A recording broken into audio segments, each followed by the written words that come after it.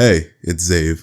Every time I take a step back from Wuwa, play the game a bit more passively, spend my time in other games, they drop a banger patch to bring me back. I wasn't even hyped for Chisa. In fact, if you go back to my video covering all the 2.x characters when they first got drip marketed, I said, and I know this is gonna be crazy, I don't like her design, specifically her outfit. It's just a schoolgirl outfit, like the sailor outfit. That shit sucks. But now, man, let's just talk about this update. As we usually do on this channel, we're going to break this update down into a couple different categories and analyze them one by one. The narrative, characters, presentation, and gameplay, starting with...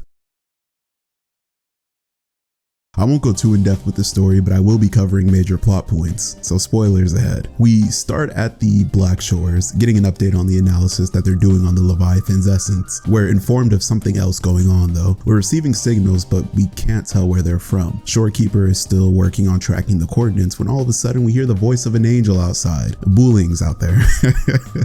Booling's street cred isn't enough to get the Bloom Bearers to listen to her or take her seriously anymore, so we have to step in and let them know that she's cool. We let Booling in on what's been going on and she offers to help. Turns out she was able to do what Shorekeeper couldn't and triangulate where the signals were coming from by using martial arts magic.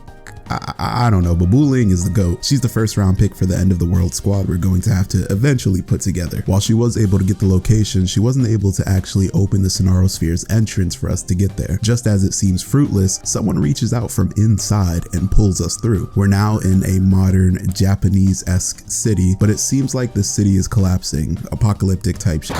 A girl with a giant pair of scissors appears before us, saves a woman and child, and then swings her weapon at us. But as soon as she swung, we were transported to a more peaceful part of the city. There are people here going about their day as if the entire city wasn't falling apart a few seconds ago. After wandering around for a while and speaking to the people nearby, we hear a voice directing us. It guides us to some tacit discords, but with the help of the girl from earlier, we're able to handle them. She brings us to her safe house and we are formally introduced. Her name is Chisa and the little floating creature is Nami-Pan, the voice that guided us here. Chisa informs us that we're in a city named Honami that is currently going through a time loop. The citizens here are basically the leftover fragments of real people's souls that are stuck in the loop. Nami-Pan is the mascot of the city, given life by a combination of frequencies due to the instability of the Sonarosphere. Chisa has been stuck here with a friend of hers and Nami-Pan for about 2 months. There is a tower at the center of the city that is the heart of the lament. The lament is basically what's causing the city to be destroyed and then loop back to, not being destroyed and then going over and over again. Chisa's friend, her name is Sumika, went to the tower to try and figure out a way to stop the unstable looping that the lament is causing. At the same time, the Fractidus are also here, experimenting with the lament, almost as if they're trying to harness it or weaponize it. Fast forward a bit and we make it to the tower, but Chisa's friend is dead. Sumika's theory on how to stabilize the Sonarosphere is correct though. We fight our way to the top of the tower, near the heart of the lament, defeat the tacit discord born from the unstable frequencies here, and stabilize the city. And then we get a fat lore drop. Chisa was here for 2 months, but in the outside world, it's been 20 years. And Rover was a student at the same academy Chisa attends. Yeah, my brain exploded here too. This raises a bunch of questions. See, we know Rover lived for a very long time. That was made especially clear with Camellia's quest. We are responsible for the start of entire civilizations and organizations. And even though Chisa said we attended the academy at different times and would have never met if not for this whole mess happening, I still do not understand chronologically where we would have time to attend the academy as a student amidst being the originator of the Black Shores, the Jinsho, and the arbiter of all the Sentinels. So far though, Kuro has done well with the lore, so I'm willing to give them time to explain this, but I am going to need a thorough timeline of Rover's recent history eventually, or else it's going to feel like they're just starting to pull things out of a hat.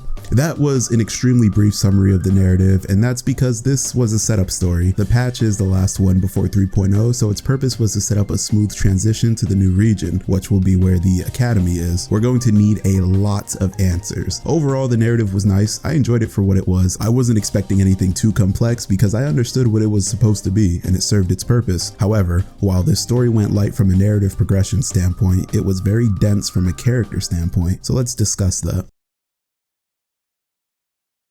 The character moments here were so nice. So many moments that made me laugh, made me sad, got me excited. It was a roller coaster. Let's start with Chisa though. She's really just a girl. She's an engineering student at the academy, which is shown in a ton of little details. From when she tells us in detail how she repairs various machines she finds around the city. She's able to quickly decipher the Fractidus's research notes. She makes a comment about helping Encore with her math homework while she's at the Black Shores, and the Fibonacci sequences in her alt animation. Plus, she literally tells us she's an engineering student, so yeah. The two most interesting parts about her though are, number one, the collar around her neck. She isn't very good with her forte yet since she's so young, and due to that, she's always on the verge of overclocking. So that collar is supposed to keep her in check. However, that leads to the second most interesting thing about her. So far in Wuthering Waves, being a resonator is like winning the lottery. Sure, you could overclock and that can lead to a ton of downsides, but if you manage to get a hold of your power, you essentially become superhuman. Resonators are often celebrated. They often hold positions of leadership or power in the societies they live in. Jinshi and Kartathea are perfect examples of this. Due to being the Sentinel's chosen resonators, not only are they ridiculously powerful, even when compared to other resonators, but they are practically worshipped. Kartathea holds the title of Holy Maiden, and Jinshi is the magistrate of the Jinzhou. Septimon's culture and society is all about being a powerful warrior, which 9 times out of 10 meant being a powerful resonator. But Chisa isn't from the Jinzhou or Renacita. Where she's from, resonators are victims of discrimination and prejudice. When she first got her abilities, she instantly became an outcast. Her parents began to struggle financially because nobody wanted to do business with a family that had a daughter who was a resonator. Her classmates shunned her. It got to the point that she figured it would be better if she wasn't there at all. So she left home and enrolled in the academy we learn about in the story. This new academy was a resonator-only academy, and in the story, we learn that even though the trauma of her old life is still with her, she's determined to replace her old memories with better new ones, and we do that here. Now this part may be hit or miss depending on what kind of player you are. Kuro really tried hard to give us the girlfriend experience with Chisa, which I wasn't really feeling personally. We go on long walks with her, watch the sunset on rooftops, hang out at the park under the cherry blossoms, take pictures together, and the worst part, she calls us. Thank you, senpai. Shut the fuck up! Thank God they gave us an option to tell her to cut that shit out. I really like Chisa overall though. More specifically, I like what she represents. I really hope we get to see the other side of what it's like to be a resonator. I want to see that discrimination, hatred, and prejudice on full display in the 3.x storyline. Also, there's this cute little party we have after the story. Chisa, Shorekeeper, and Camellia all come to hang out, and it's a cute little thing. Not gonna lie, I never understood the Shorekeeper hype until now. I like how her dry AI personality bounces off characters like Chisa and Camellia. Abby beefing with Namipon was also funny. Namipon was just trying to catch a vibe and chill with everyone, but Abby was being mad racist, judging Namipon just because they're made of mixed frequencies. I thought Abby knew better, but I guess not. But enough about the character moments, let's get into the presentation. So I just did a video for Where Winds Meet, and I play that game on max settings, and it's honestly one of the best looking games on my PC. But when I got to Hanami, man, Wuthering Waves is just majestic looking. I don't know if it's the art style or art direction, or if the graphic fidelity is just that good, but I was genuinely speechless. There were countless moments where I just had to stop and take in the surroundings. Kuro, I hope your art team is getting their asses eaten every day before and after work.